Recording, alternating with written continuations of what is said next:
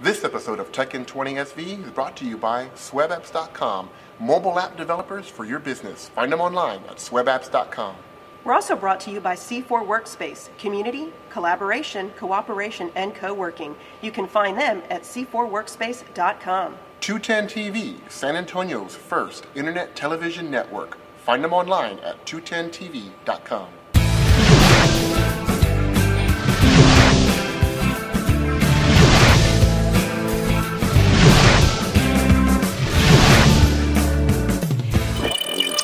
Hey there everybody, welcome to episode 23 of Tech in 20 SV. On a show like this, it is the digital convergence of all things media, so we're going to talk about things like comics. Games. Comics. Video games. Comics. Video games. Comics. Video games. Do you get the idea, yeah. folks? We're going to talk about comics and video games on this show. And you know why? Because there's so much good stuff that came out. Yeah. We thought we're just going to dedicate it to the stuff that we love. Yeah, definitely. And I will tell you this right now, a huge thank you. We put a request out a couple of weeks ago for some geek shirts, and Lay Lowry.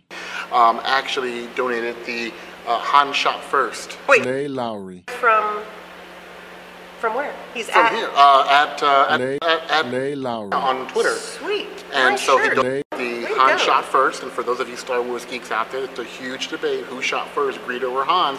The shirt solves the problem. Han shot first. Han did shoot first, by the way, Yeah. because he was making that preemptive strike because Guido was about to knock him out. So Han was a smart one here. Guido, rest in peace, buddy. Yeah, definitely. So, with that being said, we're going to jump right in and talk about a very hot topic. And for those of you gaming geeks out there, specifically PC gaming geeks, you probably have heard about a small game called Starcraft from Blizzard, tiny game. Tiny game. A few people play it online, Just a and small they one. actually released the sequel last night. Well, okay, the crazy thing about this is that StarCraft came out 12 years ago. Yeah. My oldest son was 8 years old when it came out. He was this little kid with his feet dangling off the chair. I remember on the PC playing, and he really got our family involved in this because of the storyline and the characters and what was going on. And then, of course, it ends. You beat the game, and that's it. Of course, at the same time, right after that, Warcraft came Right. out. Not World of Warcraft. Warcraft came out, and that was very popular. And then Blizzard put all of their energy into the World of Warcraft, and really just kind of milked that sucker until you couldn't milk it anymore. And as a matter of fact, a lot of true gamers have dropped World of Warcraft because they feel like it's been dumbed down for the general masses, and so they've been kind of chomping at the bit to get to another kind of level game. And StarCraft II has been something that people have been talking about for years. Blizzard's been promising it and promising it, Yeah. and folks, they finally delivered. Blizzard has a lot of intellectual property titles that are just phenomenal. We look at games like Diablo, we look at games like Starcraft, we look at games like World of Warcraft, or the Warcraft series in general. They also had a game that was actually a console game that they're actually looking at reviving called Lost Vikings as well. Interestingly enough, they put a lot of time and effort into Warcraft, obviously. We have an MMORPG out that is massively popular, but StarCraft II has been something that a lot of people have been asking for. The interesting thing about StarCraft 1 is that after you played the missions, you actually played the 3 races. After you fulfilled that, the replayability actually came in the online play. You would actually jump onto Battle.net and be able to play anybody from around the world. I specifically remember playing in the college dorm. We'd have a LAN set up, and we would basically, from our own rooms, all kind of play each other. We would do that over and over again into the night. A lot of fun. But, you know, even now, as much as StarCraft is still hugely popular, people were definitely ready for a sequel. And as much as it's been promised and taken off the table, we finally had a chance to lay our hands on it last night. And Jennifer, what do you think? Well, my two sons are completely different gamers. My oldest son is a guy who just dives in and gets killed many times and figures it out as he goes along, and he's all like the MDK thing, murder, death, kill. My youngest son is more strategic about it, and he will actually learn where all the hidden things are and how to, you know, unlock everything. Right. So he's more strategic. So I'm watching them both kind of play their way of playing the game, and either way, it totally works. It really doesn't matter the kind of gamer that you are. It's going to be something that works for you. The visual graphics are really dynamic. It's amazing, and of course, there's a lot of excitement around it. So I'm kind of excited about this whole franchise really being revitalized and seeing it kind of do what Warcraft did. Hopefully, you know, mushrooming up to something that can be, you know, have a long-term impact. I think the storyline for StarCraft actually lends itself to an amazing MMORPG. If you think about planetary expeditions, you're looking at multiple planets, a lot of space battles. You know, World of Warcraft actually takes place on a singular planet, which again still lends itself to MMORPG. But if you look at the vastness of what could possibly happen with a Starcraft MMORPG, you're looking at some pretty amazing possibilities with the expansiveness of the world. What I will say about Starcraft is that more so than Warcraft, I thought that Starcraft storyline was a lot more solid because the characters literally went from segment to segment, and the sequel, actually not the sequel, the expansion packs actually carried those characters in, so I feel like they've developed those characters a lot more. Maybe it's because I'm more of a sci-fi person than I am a fantasy type person. I actually related with the Starcraft storyline a lot more, really enjoyed it. So the sequel is, it's kind of like a breath of fresh air on something that you really love, kind of like blowing dust off something. It's like, wow, you basically find it again. And I'm really looking forward to getting my hands on it for a longer period of time and actually playing it, because as a Starcraft traditional player, I had a great time with it. So Starcraft II is definitely going to lend itself to a lot of fun. Well, the cool thing is that they picked up the storyline from Brood Wars, you know, right where it left off. So if you were someone who, like Lewis and my kids, who were hardcore gamers with StarCraft, it's like you didn't miss a beat. The story picks right up. It's not like as if, you know, it's 20 years later or 100 years later and you're like, wait a minute, what happened in that gap? So I really like that, and I think it's going to be a lot. So let us hear from you. What do you think? Are you one of those hardcore gamers? Are you someone who's still on the fence about it? I know that my sons did the midnight release and they walked away with a t-shirt, which I wish I had brought, but they won't let me touch it. They're like, no mom, this is mine. They walked away with a t-shirt and a cool poster, and so I think those are neat little giveaways. Yeah, the game itself lends itself to competition as well. A lot of people just outside of the LAN community actually play competitive-wise, both Warcraft and Starcraft. What's really interesting is that I believe it was a week ago, if you check out our Tekken 20 Facebook page, there's a video on there that I actually picked up from Ars Technica. They reported on a guy who is basically documenting his experiences as a competitive Starcraft player. Now, we're talking about the original Starcraft player. And he basically said that in order to be considered even competitive, you had to be able to do 200 to 300 actions a minute. Now, I love StarCraft. I'm lucky if I get 30 to 40 actions in a minute. Watching this guy play is amazing. The video is basically just him clicking on the keyboard and the mouse.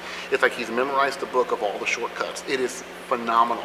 We're definitely going to, if you haven't checked it out, you can check it out on our Facebook page. It is absolutely amazing. I encourage you to watch the whole thing because, quite frankly, I don't think I would even have the time to dedicate to memorizing 200 to 300 clicks, you know, and process that. I have to wonder, does this guy have a job? Is he in mom's basement? I mean, that's some serious dedication. Yeah. Now, is he getting paid maybe by a sponsor to do this? He might. I don't recall him saying he was being paid by a sponsor, but I do recall him saying that he does win a lot.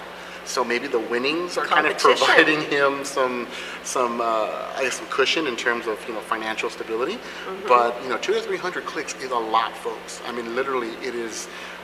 I mean, 200 to 300 clicks a minute. Come on, that's a lot. Talk about multitasking. Well, the cool thing about this is that you remember. I don't know if folks remember, but you know, in the gaming, competitive gaming, for a long time there was, you know, the World of Warcraft. They would go around to places like the World Series of Video Games in different competitions, and you could go and enter with your 3-man team and go and, you know, compete against some of those rising stars. I'm hoping that we see that with StarCraft. Can you imagine having competitive gaming all around the world with StarCraft? I mean, it's going to be exciting. Definitely a whole lot, something to look forward to. So again, Jennifer said, if you have any experience with StarCraft II, let us know. Maybe you have some videos or something you figured out, or maybe you can do 200 to 300 clicks a minute. If you can, we'd love to see the video, and definitely send that to us at getsocial@tekken20.com. That's right. We want to prove it. Yeah. We're going to have to see it. Definitely. So you also talked to me about a video game prior to the filming of this show that actually piqued my interest. It was about superheroes. Oh my gosh. Guys, DC Universe is coming in November. Mark your calendars, get ready, sign up for the pre-release, go stand in line. It's going to be amazing. You're able to develop your own superheroes. Now, I know you may think, well, I've kind of seen that before, Jennifer. Not really impressed by that. It's a whole other level. Let me tell you, if you want to have kind of like Superman's abilities, you could be fast. You could have Batman's abilities. And so you can kind of borrow from their abilities to build your own superhero or villain. Could be a villain. If you want to be like the Joker, you can decide to be like the Joker. As a matter of fact, there is a few video clips on YouTube of a guy who is basing his villain off of the Joker, so he's kind of got this crazy clown thing going, but his ability is all mental, so he will like touch his head and blast you with a thing of mental power, and that's how he incapacitates his enemies. It's really interesting because a few years ago there was actually a game called City of Heroes that was released, and you actually had the ability to create superheroes, and you can actually, in an expansion pack, also create villains.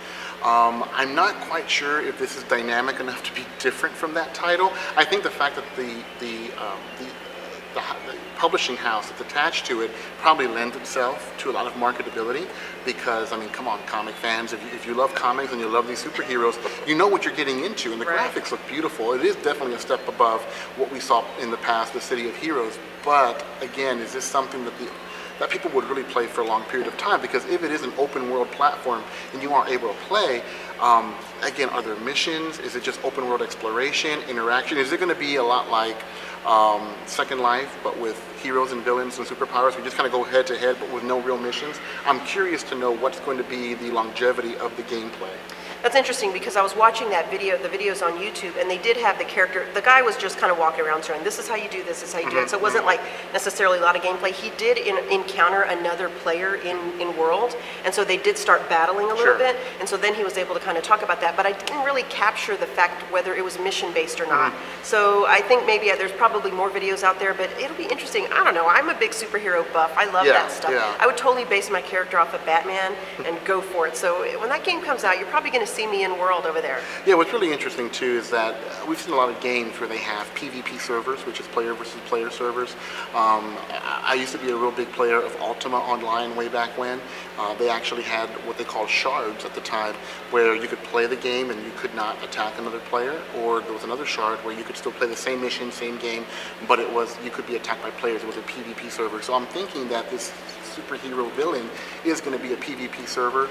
But I'm really curious about the mission base, because quite frankly, if it's just going to be another Second Life only with superheroes where we can kind of play each other, that doesn't really draw me in as much as if it was mission based. So I believe City of Heroes was mission based, and you did actually have things that you had to do not only by yourself but also group up, almost like creating your own Avengers or creating your own, X-Men superpower team.